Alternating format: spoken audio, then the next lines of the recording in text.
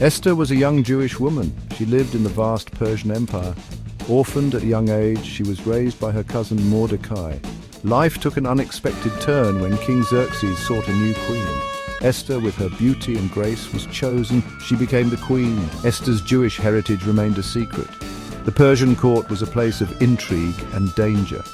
The stage was set for an extraordinary chain of events that would change the course of history.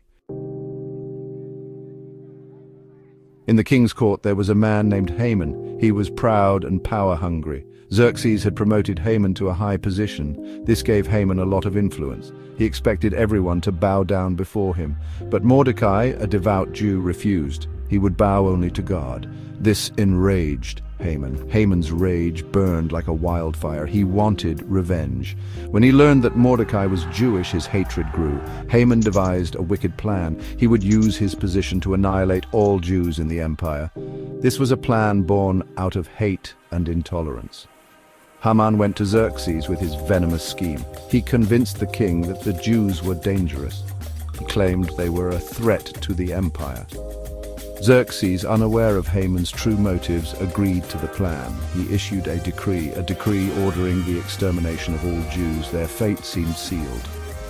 The news of the decree spread like wildfire throughout the empire. Fear and despair gripped the Jewish communities. They were facing annihilation.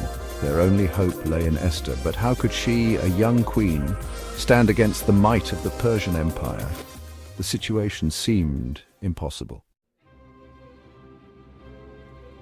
Mordecai learned of the terrible decree. He knew he had to act fast. He sent a message to Esther, revealing her true heritage and the grave danger. He pleaded with her to intercede with the king. Esther was torn. She knew the risks. Approaching the king without being summoned was forbidden. Esther was afraid she could be sentenced to death. But Mordecai's words echoed in her heart. Who knows but that you have come to your royal position for such a time as this? These words ignited a spark of courage within her. Esther decided to act. She would risk everything to save her people. Esther prepared herself carefully. She would reveal her hidden identity to the king. It was a dangerous gamble. She fasted and prayed for 3 days. She asked all the Jews in the city to join her. Their fate rested on her shoulders. With her heart pounding in her chest, Esther approached the king's throne room. She was filled with trepidation. But she was determined.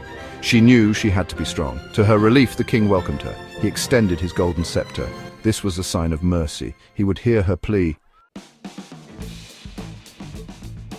Esther, with great wisdom and courage, invited the king and Haman to a banquet. She wanted to reveal Haman's treachery at the right moment. During the banquet, she exposed Haman's evil plan. The king was furious. He had been deceived. Haman's wickedness was laid bare before the king. Xerxes was enraged by Haman's betrayal. He ordered Haman to be executed on the very gallows he had built for Mordecai.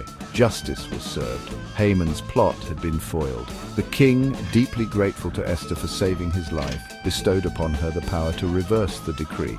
Esther, now revealing her Jewish identity, successfully pleaded for her people.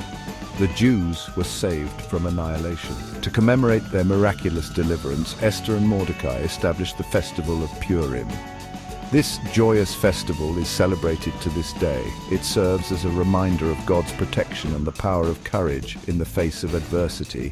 Esther's story continues to inspire hope and resilience. Her legacy lives on, a testament to the enduring spirit of the Jewish people.